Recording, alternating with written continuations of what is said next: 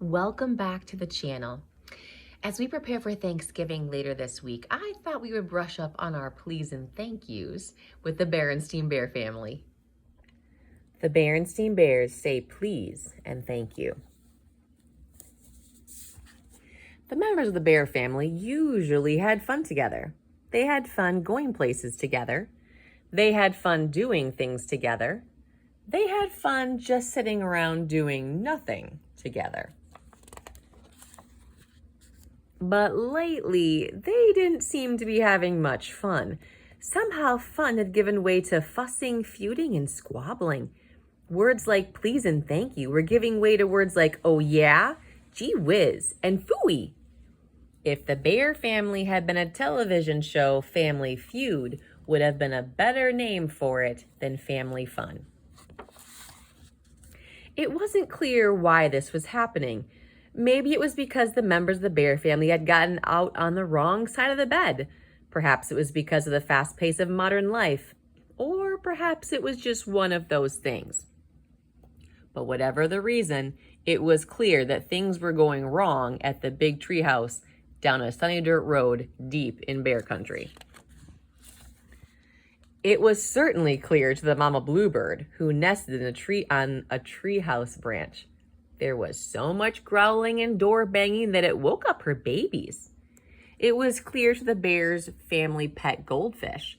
They had to put their fins over their ears to shut out the squabbling. Even the old owl lamp on the library table was beginning to look worried about the goings-on. The Bear family's neighbors didn't know what to think. "Tss, tss," said Mrs. Squirrel. "At least you'd think they'd keep their windows closed." "My goodness," said Mr. Bunny. "They used to be such a nice family." "Such language," said Mrs. Frog. "What do you suppose has gone wrong?" Then one day the Bear family had a visitor. It was wise old Gran. She had heard about the trouble at the treehouse and had brought the bears a gift. Gran rang the doorbell, but the feuding Bear family didn't hear her ring. She knocked the knocker, but the squabbling Bear family didn't hear her knock. It wasn't until Gran rang the bell, knocked the knocker, and shouted all at the same time that anyone came to the door. "Why, it's Gran," said Mama. "Won't you come in?" "Thank you," said Gran. "Sorry about shouting, and excuse me for interrupting. I brought you a gift. Would you please accept it?" Gran's words hung in the air. Thank you, sorry, excuse me, and please were words the Bear family had almost forgotten about.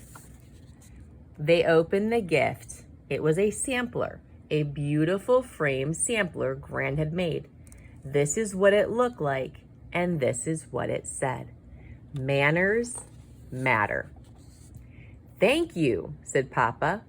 "Please sit down, Gran," said Sister. "Sorry about not coming to the door more quickly," said Brother. "Excuse me while I make a pot of tea," said Mama. The Bear family didn't stop fussing, feuding, and squabbling overnight. But with Gran's sampler to remind them, things started to improve at the big treehouse. Oh yeah, gee whiz, and phooey began to give way to please, thank you, and excuse me. And guess what? The bears began to have fun again. Please, thank you, excuse me. They had fun going places together. They had fun doing things together. And they had fun just sitting around doing nothing together. If the Bear family had had a television show, Family Fun would have been a much better name for it than Family Feud. Now the Bear family gives us a great gold nugget, which is, I remember to say thank you. Can you put your hand over your heart and say that with me? I remember to say thank you.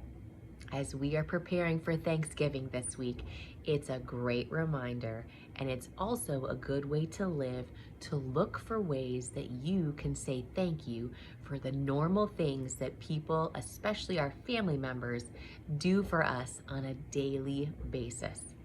Thanksgiving goes a long way in making our homes a peaceful place to be. Thank you for joining me here today. I hope you are excitedly preparing for Thanksgiving this week. And remember, you are seen, you are heard, and you matter. Thank you for joining me. I'll see you back here tomorrow.